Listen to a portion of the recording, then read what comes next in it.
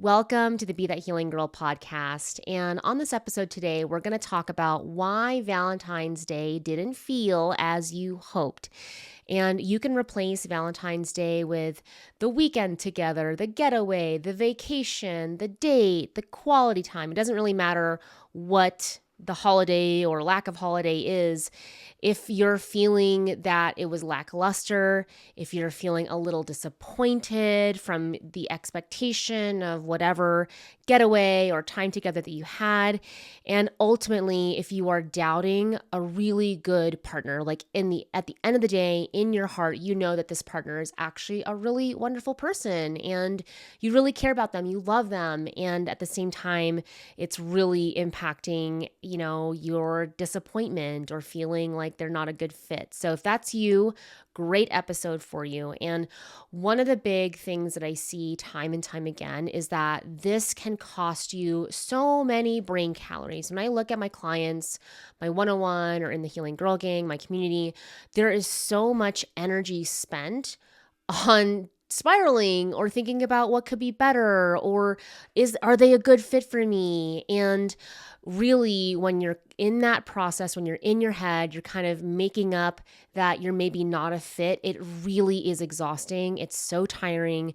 You could be using these brain calories in some other area of your life, and here you are. So if that is you, great episode for you to tune into. And if you're new here, my name is Claire. I'm a relationship coach, and I love helping high-achieving, high-performing girlies or people who are climbing the corporate ladder. You've got it on lock. You got a team, you're in the corner office or working on it, or maybe you have some letters behind your name. Maybe you're a bit of a bookworm, book nerd, and you've got MD, PhD, NP behind your name, or maybe you're an entrepreneur. Maybe you have a established business, or maybe you're in finance or things like that. And while you are really successful in the outer world, we'll call it, in the external world, internally, your inner world is filled with a lot of doubt, a lot of overthinking over a good partner. You are struggling with feeling really anxious when there's a delay in texting or they're going away for the weekend. And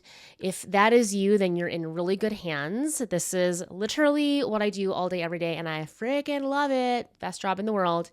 And I'm really excited about this episode today because I do feel like there's a lot of pressure out there with Valentine's Day. It's definitely, you can't go anywhere. You can't go into a grocery store. I went to the grocery store, it wasn't even 2 weeks ago, and basically they were clearing out the holiday stuff and they were already putting in Valentine's Day stuff. So you literally can't go anywhere without seeing this kind of in your face and really emphasizing this consumer-minded way of seeing love. So I understand that there's a lot of pressure on the holiday, and I want to definitely dive into that today, especially if it didn't land for you or didn't go the way that you wanted. And really excited about talking and diving into that and a little updates around just what I'm kind of experiencing in my own world. Let's just say that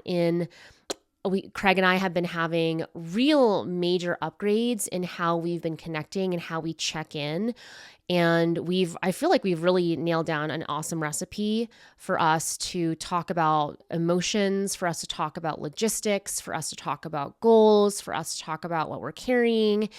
And what I've noticed is in my own world around Valentine's Day or things that we're working on is how can I let go of control more? And I know who I'm talking to out there. You guys might have a little couple of issues around control when things don't go to plan. And really what I've kind of noticed in our check-in was this urge to not make him do something, but really have some sort of control over the situation. So we were looking at restaurants, and I noticed myself like wanting to get a restaurant nailed down. And in my head, I'm like, I actually don't give a crap about what kind of restaurant we go to. I don't really care. In fact, I don't even care if we go to dinner. And I even suggested like, why don't you, because I'm mostly the cook over here, why don't you make a fun, fancy dinner? And I kind of recognized in myself this urge to take control and really manage and micromanage what was going on. And what I realized is that when I'm in that space of wanting to get control, it actually smothers our connection. And so it was such a great example of practicing what I preach around, like letting him surprise me, truly, like letting him pick whatever he wants and fully trusting that no matter what he picks, I'm going to have a great time no matter what. So just like proof in the pudding around what I know you were probably experiencing in that realm, and you're not the only one. And it's not like these issues just go away on their own. It really takes practice and takes tools. You have to learn how to communicate around it. So speaking of which, let's talk about it. Let's talk about why Valentine's Day didn't feel as you hoped. And you might have this realization, or you're sitting with the reality that you are disappointed, right? But I want to really get down to the core of it, and exploring with you why. Like why are you disappointed? And so the first kind of thing that I notice is this internal comparison, right? Expectations versus reality. And I personally, I don't know if you're like this, but I love those types of pieces of content where it's like, oh, I expect this type of whatever, where we go to this beautiful vacation. I actually saw this recently from another creator, and she's married, she's got some kids, and the expectation is, oh, we're gonna have a lovely sit down dinner, and then like the reality is one of the kids like threw up all over the place and they were having a tantrum and all these things. And so a lot of times what starts to kind of eat away at our discontent, if you will, is this internal comparison. Well, Jane and Joe got engaged over Valentine's Day, or they went on this amazing trip, or he made her steak, and what's going on with that. And again, when we are looking at expectations versus reality, we don't actually know what's going on in somebody's relationship, right? So that internal comparison can be really impactful, and not in a good way. We are comparing to what is not real in our world, in our life. Like we're just kind of seeing the highlight reels, right? So the next kind of layer that I notice with clients is that there can be this quiet guilt, of feeling let down, like, oh, there's this, I feel like they did this, and really kind of quietly feeling this guilt and feeling let down. And there can be this piece where you are replaying moments over and over and over again, where you are, and this is kind of wrapped into this expectation versus reality trap, where you're replaying moments and you're trying to look for some kind of evidence of a lack of love, right? Like, so you're just kind of micro focused on, well, see, he got me flowers, but they weren't the exact flowers that I liked. Or he made dinner, but it wasn't the filet mignon, or whatever the thing is, right? Or you're looking for a lack of effort. That's also a good hallmark, especially for a high achiever. We're looking for, well, they didn't go all out, right? It's not like if he got you roses, or, they got you flowers, it's like, well, they didn't fill the whole room with flowers, right? So there's this kind of mechanism where you go into replaying these moments and really trying to look for evidence that they really didn't care, they dropped the ball, or there's this lack of effort. And when that is happening, then we tend to wonder, am I asking for too much? Is it too much to ask for an entire room filled with thousands and thousands of dollars of roses? Is that too much? And then another kind of same card of that is settling for too little, right? So this might look like, I don't know, I've got a client who in her past that we've worked through, really basically it was an imaginary relationship where this person that she was involved with when we first started working together was basically non-existent. They lived kind of long distance, never visited her out of their year and a half long relationship. I kind of started working with her towards the end of it, but he did not ever come to visit her, right? And so really making up, oh, like, well, there's a reason, and he's got work, and I'm like, really? Like, he hasn't visited you in like a year? Come on, right? So settling for too little. So really wondering, am I asking for too much? Am I settling for too little? And really feeling ungrounded in that, really unsure. And then there's this subtle emotional distance, especially when we feel like things didn't go as we hoped. There is, unironically, I have found this recently with, I'd say a good portion of my one-on-one clients who textbook would come to me and say, I'm anxiously attached. And what they've discovered, which is so much of how I approach attachment styles anyway, that it's very much a spectrum, like there's the joke, like a little tism, like it's a little spectrum-y where I unironically, even though like classically and I'm not a doctor, I'm not a counselor, I'm not a therapist, I can't diagnose anybody, but like textbook, they would probably say, oh yeah, 100%.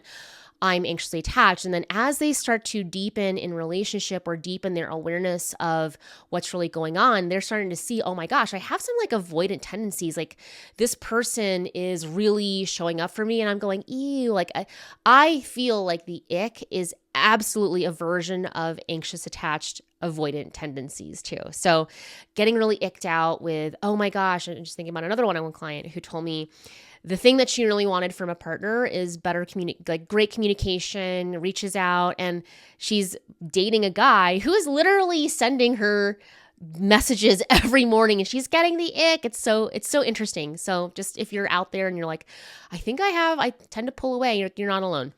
That this subtle emotional distance that can show up when maybe our expectations are unmet, right? We kind of pull away, we get small. And then this last piece is really kind of questioning the relationship and the narrative that you're laying out, right? So you are really looking through your lens of is this a match? And it tends to be very singularly focused around you. And that is a really interesting piece because relationship is about, in my world, about partnership. So when we are questioning the relationship instead of the narrative, right? You're questioning the relationship versus your own perspective and where you're seeing things or where you're maybe biased in some way. So a lot of the questioning and the brain calories is in, wow, is this person a really good fit? Is this relationship for me?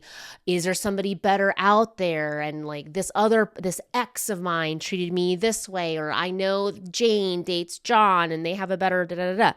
And instead of questioning the relationship, there's a real gap in being able to question your own narrative, to question your own perspective.